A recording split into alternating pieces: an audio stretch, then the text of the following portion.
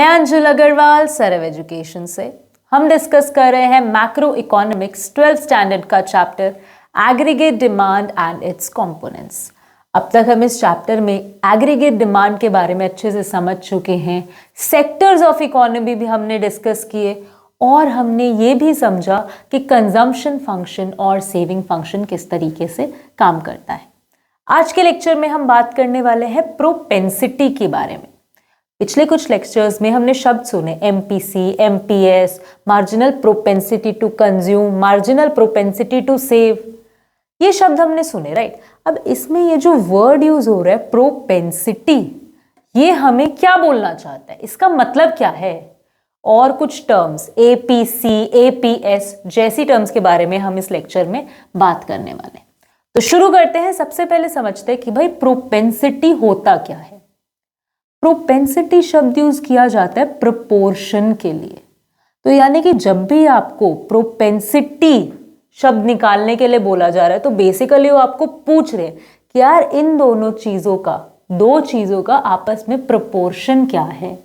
हमने क्या किया था, जब हमने एमपीसी की बात की थी तो हम क्या कर रहे थे, हम इनकम में जो चेंज आ रहा है, राइट, और जो कंजम्पशन में उसके रिलेशन में चेंज आ रहा है उसको मेजर कर रहे थे, राइट।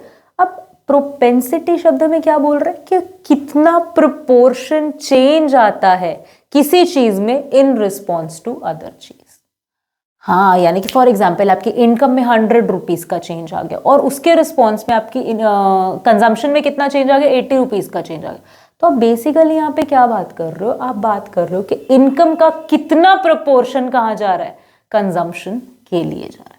तो बिल्कुल हम इतनी बात समझ गए कि प्रोपेंसिटी शब्द हमें क्या दिखाना चाहता है, राइट। तो आज के लेक्चर में हम प्रोपेंसिटी शब्द को स्टडी करेंगे as in propensity to consume और प्रोपेंसिटी टू सेव। अब जब भी हम किसी चीज की प्रोपोर्शनेट फाइंड कर रहे हैं, प्रोपेंसिटी फाइंड कर रहे हैं, हमारे पास बेसिकली दो तरीके हैं। एक तो हम उसे एवरेज तरीके से फाइंड कर सकते हैं और एक मार्जिनल तरीके से फाइंड कर सकते हैं। तो सबसे पहले आते हैं हम कंजम्पशन के ऊपर, right. Propensity to consume, propensity to consume हमें क्या बोल रहा है कि इनकम का कितना प्रोपोर्शन कहाँ जा रहा है, कंजम्पशन में जा रहा है, राइट। तो जब हम मार्जिनल प्रोपेंसिटी टू कंज्यूम की बात कर रहे थे लास्ट लेक्चर में, हमने क्या फॉर्मूला लिखा था, delta C upon delta Y, यानी सी में कितना चेंज आया है इन रिलेशन टू वाई, वो हमारा क्या बन गया था, एमपीसी। ये हमने डिस्कस कर लिया लास्ट लेक्चर में। और हमने क्या देखा था कि जो हमने सी लाइन ड्रॉ की थी, इसका जो स्लोप है वो क्या है, एमपीसी, यानी कि सी में कितना चेंज आ रहा है इन रिस्पॉन्स टू वाई में कितना चेंज है, वाई में कितना चेंज है जिसके रिस्पॉन्स में हमारी सी चेंज करे। और हमने क्या नोटिस किया था कि हमारी जो एमपीसी है ये थ्रू आउट द ग्राफ क्या है, कांस्टेंट है। यानी कि हमारी कंजम्पशन अगर 40 यूनिट से बढ़ रही है इन रिस्पॉन्स टू हमारी इनकम 50 यूनिट से बढ़ रही है, तो वो थ्रू आउट द ग्राफ क्या है, सेम है। इसीलिए हमने इसे क्या कहा था कि जो सी फंक्शन है वो क्या है, हमारा लीनियर फंक्शन है, लीनियर कंजम्पशन फंक्शन है, कांस्टेंट है, जो हमारी एमपीसी है। एमपीसी तो देखो हमें पता है। नई टर्म हमारे पास प्रोपेंसिटी में क्या आ रही है, जब हम average propensity to consume find कर रहे हैं। अब एवरेज प्रोपेंसिटी टू कंज्यूम में कुछ हार्ड एंड फास्ट बहुत अलग नहीं होने वाला है। इसमें हम जैसे मार्जिनल में तो हम चेंज की बात कर रहे थे ना, इसमें हम इन टोटलिटी बात कर रहे हैं कि यार जो इनकम मेरे पास टोटल है इकोनॉमी की और जो मेरे पास टोटल कंजम्पशन है इकोनॉमी की, मैं उन दोनों को उठा लूंगी। हाँ, मैं क्या कर रही हूँ, दोनों को उठा लूंगी और फिर देखूंगी कि मेरी इनकम का कितना प्रपोर्शन कहाँ जा रहा है, मेरी कंजम्पशन में जा रहा है। तो एवरेज प्रोपेंसिटी टू कंज्यूम का हमारा फॉर्मूला क्या बन जाएगा, C upon Y, that is consumption upon income. अच्छा, अब हम कुछ सिचुएशंस डिस्कस करते हैं हमारी डिफरेंट वैल्यूज ऑफ एपीसी के लिए। पहले तो हम इसमें अगर वैल्यूज पुट करके देखें कुछ एक आइडिया लेने के लिए कि समझ लीजिए आपकी इनकम 100 करोड़ रुपीस है, राइट, और उसके रिलेशन में आपकी कंजम्पशन कितनी दी हुई है, 80 करोड़ रुपीस दी हुई है, राइट। तो अब आपको अगर मैं बोलूं कि एपीसी फाइंड करके बताओ तो आप क्या करोगे, simple, consumption over income, that is 80 upon 100। आपके पास क्या आंसर आ गया, 0.8। इससे आप कंक्लूड क्या कर पा रहे हो कि बेसिकली आपकी इनकम का 80% हिस्सा कहाँ जा रहा है, कंजम्पशन में जा रहा है। हाँ, तो ये कौन सा सिचुएशन था जहां पर हमारी जो कंजम्पशन है वो इनकम से क्या है, कम है, यानी C is less than Y। वहां पर हम क्या नोटिस कर रहे हैं कि जो हमारा APC है वो 1 से क्या है, लेस है। 0.8 आया ना, 1 से क्या है, लेस है।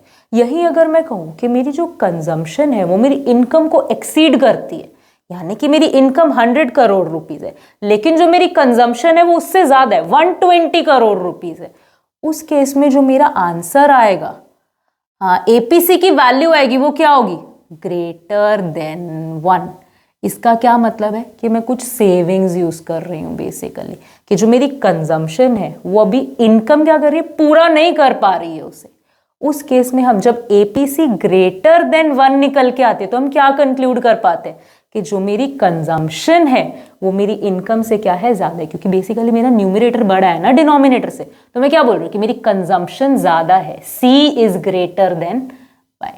एक और केस हो सकता है, अगर आपकी कंजम्पशन भी 100 करोड़ की और आपकी इनकम भी कितनी है, 100 करोड़ की है, तो आप क्या बोलोगे, एपीसी आपका कितना आ जाएगा, अगर आपका न्यूमरेटर और डिनोमिनेटर दोनों 100 है, सेम वैल्यू, तो आपका आंसर क्या है एपीसी का, 1। हमें क्या पता लगा कि जब एपीसी की वैल्यू 1 के इक्वल होती है तब क्या होता है, C is equals to Y। बिल्कुल हमें 3 सिचुएशन समझ आ गई एपीसी की, कि एपीसी कब ग्रेटर देन 1 होगा, कब लेस देन 1 होगा और कब एपीसी इज इक्वल टू 1 होगा। बिल्कुल हमें इतनी बात समझ आ गई एपीसी की। एमपीसी क्या था, एमपीसी था सी लाइन का स्लोप, कि चेंज कितना आ रहा है कंजम्पशन में विद रिस्पेक्ट टू हमारी इनकम के चेंज। और हमने क्या नोटिस किया कि ये जो, अगर मैं इसको ग्राफिकली प्लॉट करती हूँ, ठीक है, और एमपीसी की वैल्यू फाइंड करती हूँ, Y C, change in Y, change in C, change in Y, change in C, तो मुझे क्या पता लगता है कि ये क्या है, through out the graph constant है। इसीलिए मेरा सी लाइन कैसा बन रहा था, स्ट्रेट लाइन बन रहा था, क्योंकि हम क्या पढ़ रहे हैं, कंजम्पशन को हम लीनियर फंक्शन में स्टडी कर रहे हैं। तो एमपीसी हमारा क्या है, कांस्टेंट है। एपीसी की हमने 3 सिचुएशंस डिस्कस कर ली, तो हमें प्रोपेंसिटी टू कंज्यूम के बारे में एक आइडिया मिल गया, राइट। अब हम बात करते हैं प्रोपेंसिटी टू सेव के बारे में। जैसे हमने सेविंग फंक्शन पढ़ा था, उसमें हमने पढ़ा था एमपीएस। एमपीएस हमें क्या बोल रहा था कि यार देखो, सेविंग्स में कितना चेंज है विद रिस्पेक्ट टू इनकम का चेंज, जिसे हमने कैसे लिखा था, MPS is equals to delta S upon delta Y. इसके लिए भी हमने क्या नोटिस किया था कि throughout the S line हमारा जो एमपीएस है वो क्या है, कांस्टेंट है। हमने सेविंग को भी लीनियर फंक्शन में स्टडी किया था, यानी कि जितना सेविंग में चेंज आ रहा है, जितना इनकम में चेंज आ रहा है, थ्रू आउट द ग्राफ वो चेंज क्या है, कांस्टेंट है, राइट। तो एमपीएस तो हमें पता है। अब बात करते हैं कि भाई एपीएस क्या चीज है, एवरेज प्रोपेंसिटी टू सेव क्या है। जब हम ओवरऑल सेविंग्स को पढ़ रहे हैं ओवरऑल इनकम के साथ, उसे हम बोलते हैं एपीएस, यानी कि प्रोपोर्शन ऑफ टोटल इनकम में से जितना प्रोपोर्शन हम सेव कर रहे हैं वो हमारा क्या बन जाता है, एपीएस। अच्छा, अगर अब हम दिमाग लगाए, एपीएस के सिचुएशंस क्या क्या हो सकते हैं। एपीएस क्या कभी 1 से बड़ा हो सकता है, एज इन हम क्या कहना चाहते हैं कि जो हमारा न्यूमरेटर है वो डिनोमिनेटर से बड़ा हो सकता है। क्या मतलब है कि जो सेविंग्स है वो क्या इनकम से ज्यादा हो सकती हैं। हाँ, हमने ये तो बोल दिया देखो कि 100 रुपए हम 110 रुपए खर्च कर रहे हैं, ये हो सकता है कि आप सेविंग्स में से कुछ यूज कर लो। लेकिन अगर मैं सेविंग की बात करूं, आप कैसे बोल सकते हो कि यार मेरी इनकम 100 रुपए लेकिन मैंने सेव 120 रुपए कर ली, नहीं। तो हमें क्या पता लगता है कि न्यूमरेटर कभी भी डिनोमिनेटर से बड़ा नहीं होगा एपीएस के केस में। इसीलिए हमारा एपीएस कभी भी ग्रेटर देन 1 नहीं हो रहा है हमारे पास, हमारे सिलेबस में, राइट। हमें क्या बोल रहे हो कि एपीएस हमेशा क्या रहने वाला है, लेस देन 1 रहने वाला है। 0.4, 0.8 ऐसा कुछ वैल्यू आ रहा है हमारे एपीएस का। और एपीएस के बारे में सोचिए, एपीएस 0 हो सकता है क्या। एपीएस 0 किस केस में होगा, अगर आपकी सेविंग 0 हो जाए।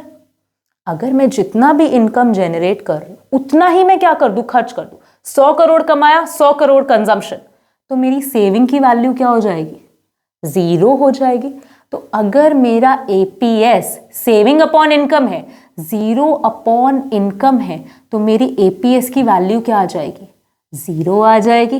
तो APS हमारा 0 हो सकता है, सेकेंड सिचुएशन। थर्ड सिचुएशन हम डिस्कस करते हैं, यार क्या मेरी सेविंग्स नेगेटिव भी हो सकती है? जो मेरा न्यूमरेटर है क्या है नेगेटिव भी हो सकता है? बिल्कुल हो सकता है। अगर आपकी इनकम कम है यानी कि 100 करोड़ है और उसके रिलेशन में आप कंजम्पशन कर रहे हो 120 करोड़ का, तो 20 करोड़ कहां से आए? आपकी सेविंग्स से ही आए। तो आपकी सेविंग्स क्या हो जाएंगी? यहां पर नेगेटिव हो जाएंगी 20 करोड़ से। तो उस केस में APS की वैल्यू क्या आ जाएगी? नेगेटिव आ जाएगी। क्या हम लोग फिगर कर पाए APS के क्या 3 सिचुएशंस है? APS या तो क्या होगा 1 से लेस होगा, या फिर APS 0 होगा, या फिर APS हमारा नेगेटिव भी हो सकता है अगर हमारी कंजम्पशन क्या कर जाए? इनकम को एक्सीड कर जाए। बिल्कुल ही हमें समझ आ गया रिलेशन। ये सारा हमने पढ़ा APS क्या होता है, APC क्या होता है, और मार्जिनल प्रोपेंसिटी टू कंज्यूम और मार्जिनल प्रोपेंसिटी टू सेव के बारे में भी हमने एक रीकैप लिया, जो कि हम पिछले लेक्चर्स में डिस्कस करते आ रहे हैं। तो राइट, हमें बिल्कुल क्लियर हो गया कि प्रोपेंसिटी बेसिकली क्या है।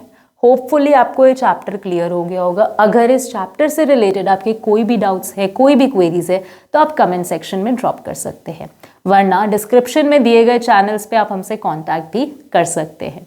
तो मिलेंगे और वीडियोस के साथ, नए लेक्चर्स के साथ। तब तक के लिए have a good day, keep learning.